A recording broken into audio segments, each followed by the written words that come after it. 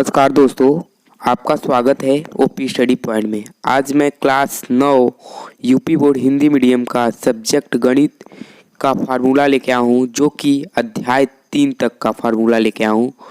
यह जो फार्मूला है इसी के आधार पे आपका सभी सॉल्व होंगे। तो आप लोग इस वीडियो में बने रहिए और आपको यह वीडियो पसंद आए तो प्लीज़ इसे लाइक कीजिए और अभी तक मेरे चैनल को सब्सक्राइब नहीं किए हैं तो इसे सब्सक्राइब कीजिए।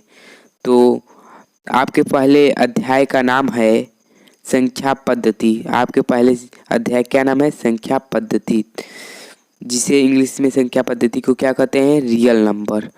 तो पहले हम ये जानते हैं कि संख्याओं के प्रकार, संख्याओं कितने प्रकार के होते हैं। तो आपके संख्याएं 3 प्रकार के होते हैं।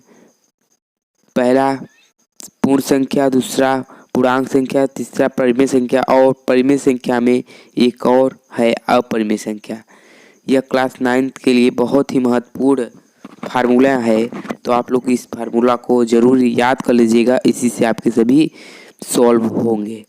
तो पहला आपका पूर्ण संख्या क्या होता है? तो पूर्ण संख्या को हम किससे डिनोट करते हैं? पूर्ण संख्या में उल नंबर और इसे W से डिनोट करते हैं। तो आप लोग ध्यान रख रहे हैं। तो पूर्ण संख्या क्या होता है? पूर्ण संख्या 0, 1, 2, 3, 4, 5, 6 अनंत तक, जो एक जीरो से अनंत तक जाती है संख्या, वो हमारी क्या कहलाती है? पूर्ण संख्या। और आपका पूर्णांक संख्या क्या होता है? पूर्णांक संख्या वह संख्या जो माइनस से प्लस की ओर जाए, वो हमारी क्या होती है? पूर्णांक संख्या क्या होती है, जिसे हम इंग्लिश में कहते हैं इंटीजर नंबर। इसे किससे प्रदर्शित, पूर्णांक संख्या किससे प्रदर्शित करते हैं? Z से प्रदर्शित करते हैं। तो मैंने बताया कि वह संख्या जो माइनस से प्लस की ओर जाए वो हमारी क्या कहलाती है?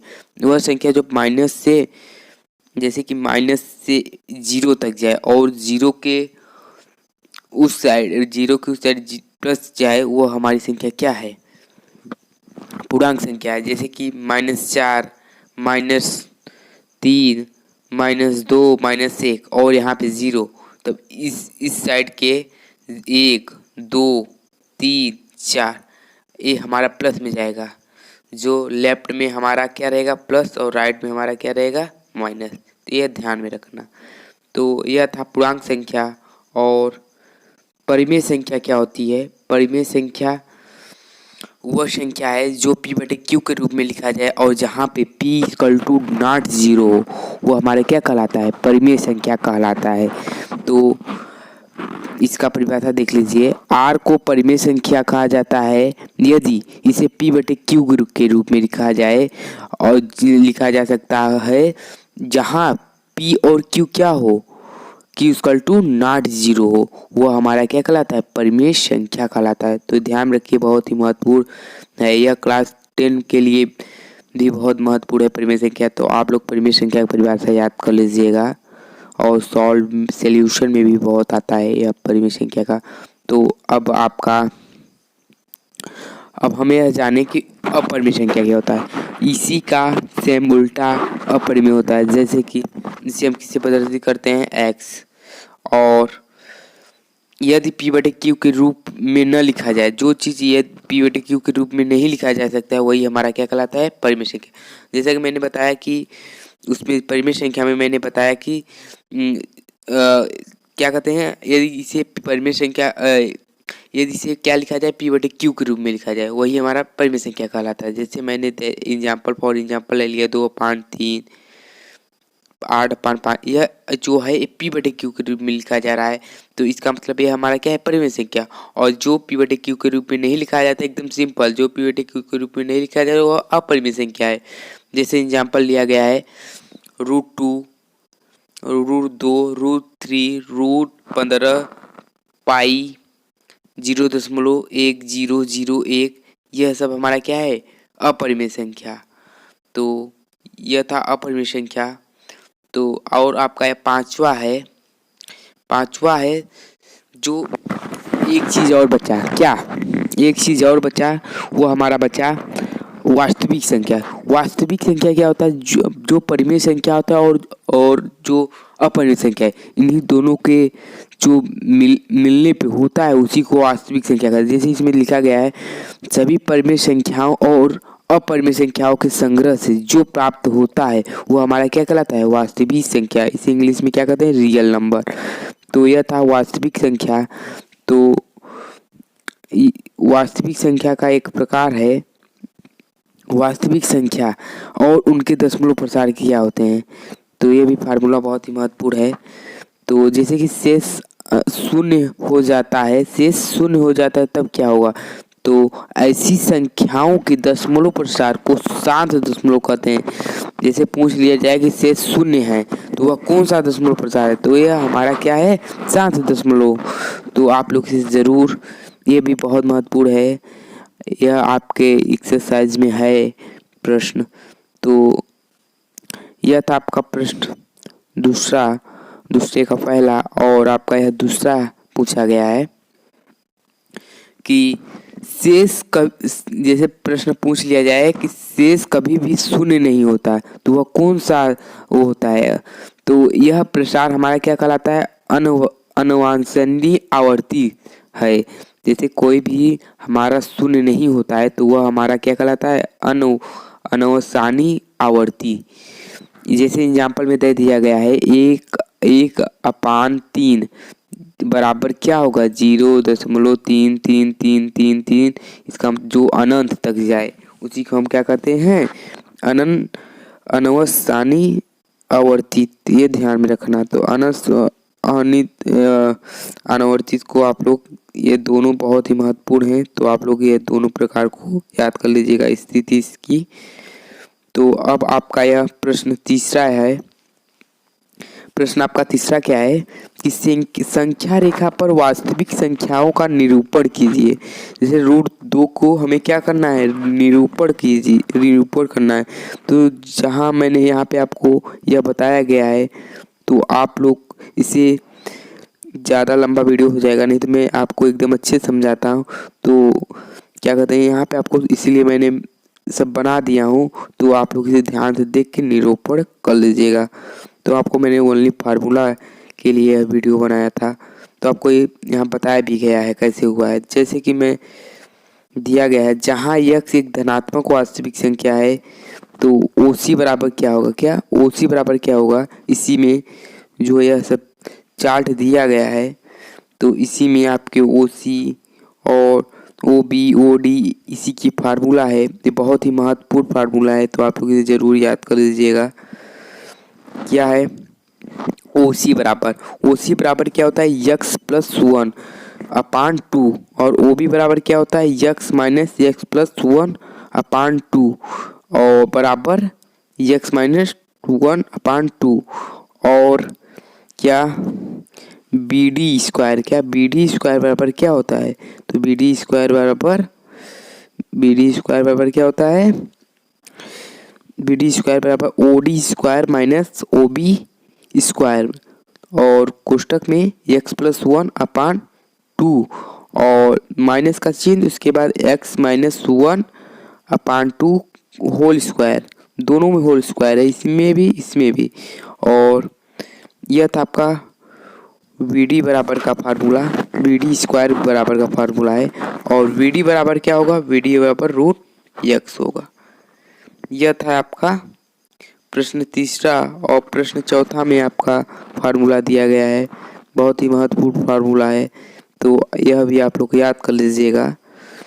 देख लीजिए, कुछ महत्वपूर्ण परिणाम हैं, A और B धनात्मक वास्तविक संख्या है, तो आप लोग इसे भी लिख लीजिएगा और इसे याद कर लीजिएगा। और आपका पांचवा क्या दिया गया है, जो कि सबसे महत्वपूर्ण वास्तविक संख्या के घनात्म नियम। तो इसमें भी 4 फार्मूले दिए गए हैं और इसके बारे में बताया गया कि इसका परिणाम क्या होगा। तो यह भी बहुत ही महत्वपूर्ण फार्मूला है, तो आप लोग इसे ज़रूर याद कर लीजिएगा। तो यह था फर्स्ट अध्याय का कुछ महत्वपूर्ण फार्मूले और कुछ महत्वपूर्ण परिभाषा, तो आप लोग इसे ज़रूर याद कर लीजिए। इसी से आपके पूरे अध्याय का इसी से आपके उत्तर प्रश्न होंगे। तो अब आपके अध्याय 2 का है, जिसमें आपका बहुपद, यह आपका कौन सा चैप्टर है? बहुपद। यह चैप्टर नंबर 2, चैप्टर नंबर 2 का है, तो ध्यान में रखना। तो बहुपद आपके दूसरे अध्याय का नाम है। तो पहला प्रश्न यह है कि एक चर वाले बहुपद क्या होते हैं? तो चर वाले बहुपद देखो, इसमें एग्जाम्पल दिया गया है क्या क्या है चर वाले बहुपद होते हैं, तो इसे आप लोग ध्यान रखना। चर और अचर बहुपद, तो ये बहुत ही महत्वपूर्ण है, जो कि पहले ही एक्सरसाइज में यह चर अचर बहुपद के बारे में कुछ देता है। तो यह था फर्स्ट। और दूसरा आपका यह है कि एक पद वाले बहुपद को क्या कहेंगे? एक पद वाले बहुपद को एक पदी और तथा दो पद वाले बहुपद को द्विपदी, बहुत ही महत्वपूर्ण है। और तीन पद वाले बहुपद को हम क्या कहेंगे? त्रिपद। और जैसे चार पद वाले बहुपद को चरपद। तो यह है आपका। और तीसरा क्वेश्चन क्या है कि एक घात वाले बहुपद को क्या कहेंगे?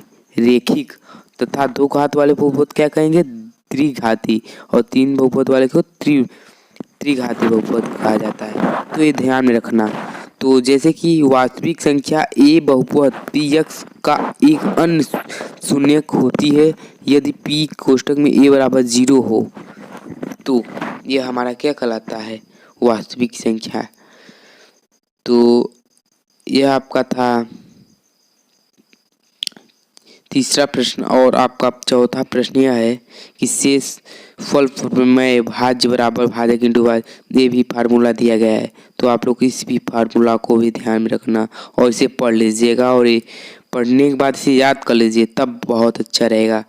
तो यह था आपका चौथा प्रश्न। आपका पांचवा प्रश्न, जो कि बहुत ही महत्वपूर्ण है, क्या है आपका? पांचवा है यह कि कुछ महत्वपूर्ण विचि सौर समीकाएँ फार्मूला है, जो कि बहुत ही महत्वपूर्ण फार्मूला है। तो आप लोग इसे भी याद कर लीजिएगा। जैसे कि x प्लस वाई स्क्वायर बराबर क्या होगा? X square plus 2x square. इसमें सभी जैसे a प्लस बी का होल क्या होता है? होल स्क्वायर, उसी में दिया गया, पर इसमें पूरा x के में दे दिया गया है।